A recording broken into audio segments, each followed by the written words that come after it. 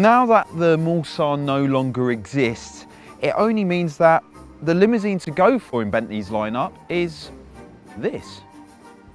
What I have right here is a Bentley Flying Spur, and we're going to test it. But before we do that, let me explain to you my opinions about this car. You see, the previous generations of this model haven't been, well, they've been a bit of a lost cause in the range. It's always been overshadowed by its bigger brother Arnarge or Mulsanne, and it was never a full-on limousine or a full-on sports car. It always felt like a stretched Continental GT. Also, it lacked the charm and appeal that you would find from the Arnarge or the Mulsanne. That's mainly because it was based on a VW Phaeton, which so happened to have more power and a plusher interior. To me, what makes a Bentley feel different, feel unique to any other limousine out there, is that it's all about the interior. It should feel warm and cozy, yet classy. It should feel like you've arrived before you've even set off. The same applies to the rear. You have acres of legroom and the seats are fully adjustable and electrically operated, as well as having massaging seats. It's so cozy and so comfortable, I decided to nod off.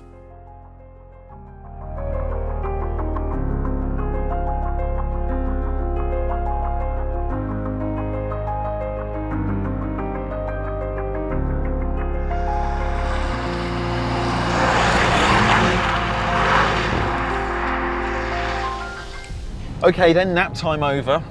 What's this Flying Spur like to drive? Well, this particular model is the V8. You can have this car with a 6-litre W12, but I don't think you should have it. I think you should have this model, mainly because, well, that's what Bentleys have always been, a V8.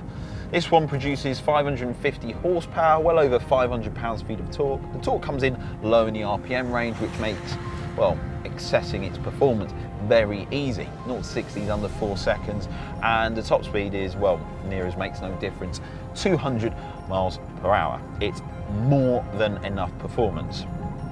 It's also 65, 70 kilograms lighter than the W12, and you can feel it from the way it steers. But before we talk about its sporting credentials, you need to know what this car is like when it's in comfort mode.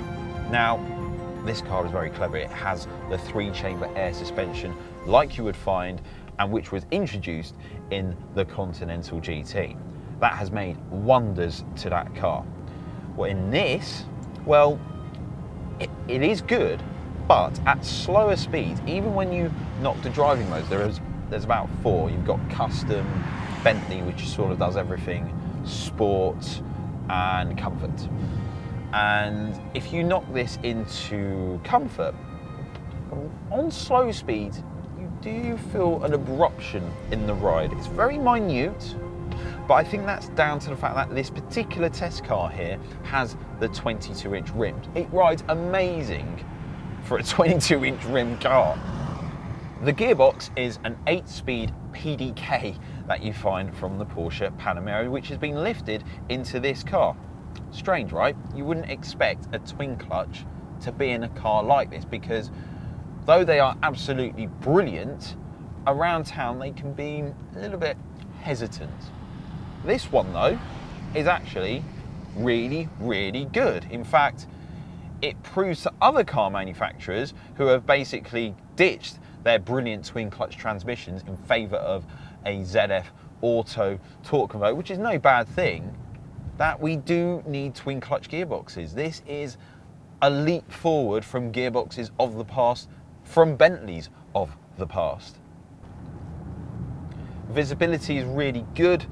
This car has quite a few options, some of which I will question about later on. But the one thing this car does have is the dynamic ride, which gives you rear wheel steering. That basically transforms the way this Flying Spur goes down the road. In fact, we need to talk about how sporty this car is, which means I have to knock it into sport mode, use the paddles, because there's a side to this Flying Spur you would never have expected. I know this is a cliche, but When I say this car shrinks down a B road, it shrinks down a B road. It's brilliant. I'm amazed by how much fun I have hustling this car. It doesn't feel like a ship at sea, mainly because of that 3-chamber air suspension. It masks the weight. I mean, Bentley are good at masking weights in cars like this, but this, if you thought the GT was impressive for a big car, this is even better. It's ridiculous.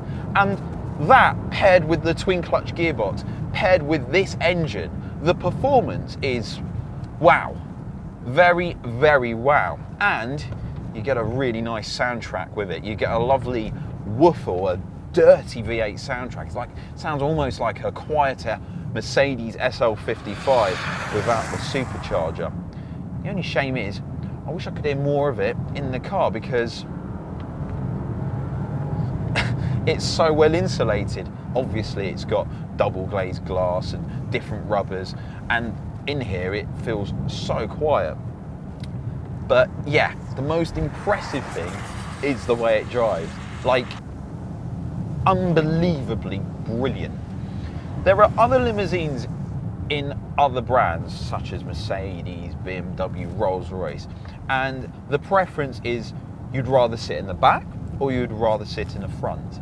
With this is just as equal, if not more enjoyable to drive at the front than it is at the rear.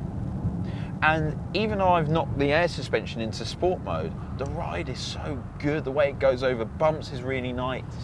It's very taut and supple, but serious. You can actually grab this car by the scruff of the neck.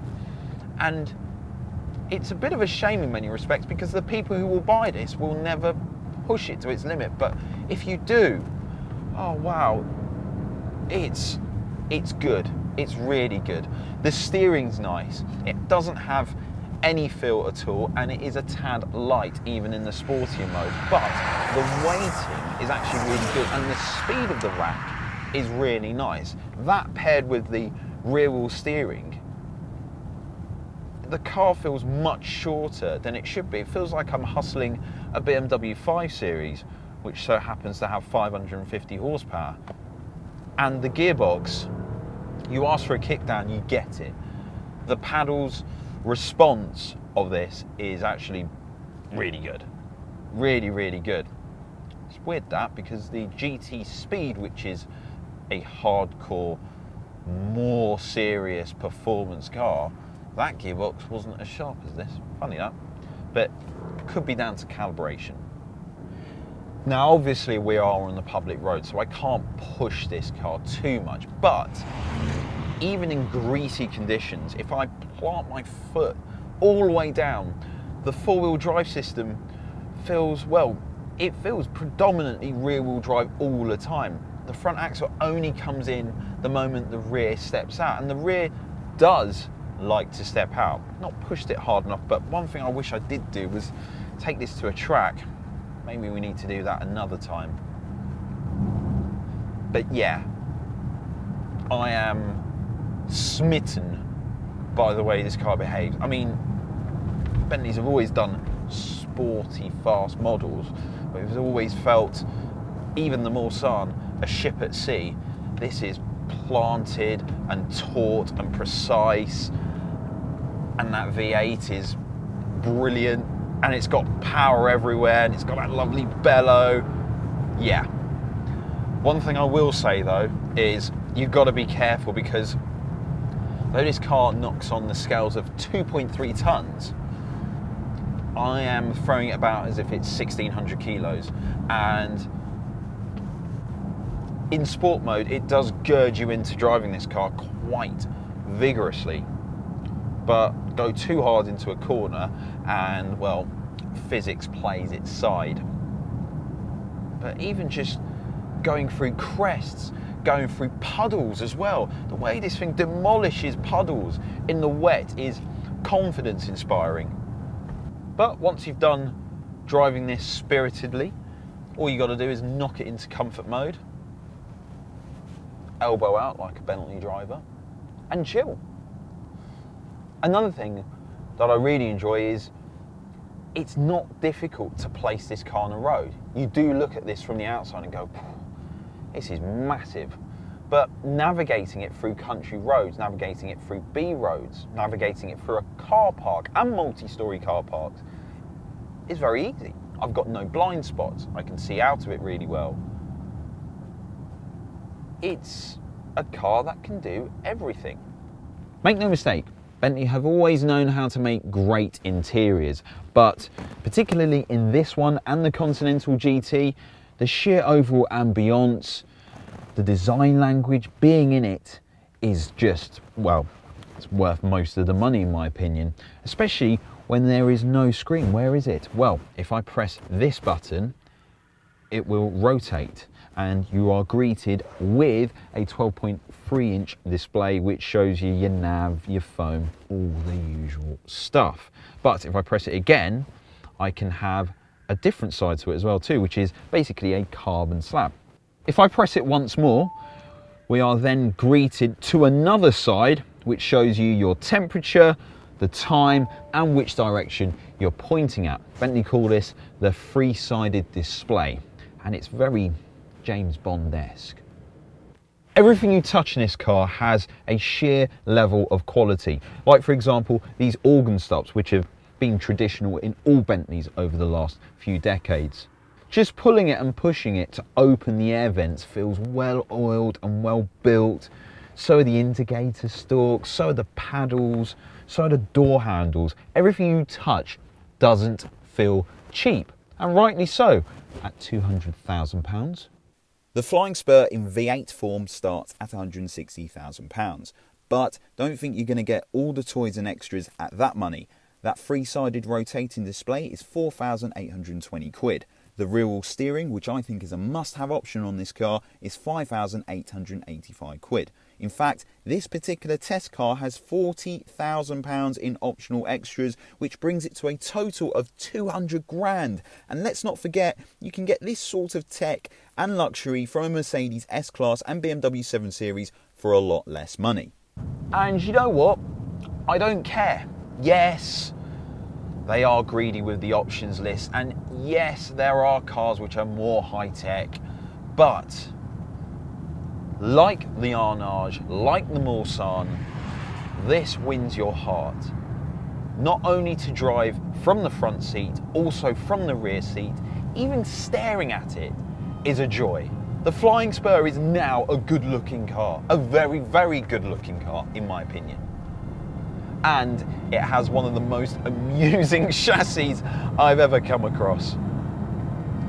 So the Flying Spur then, it's finally a car I can call a proper Bentley.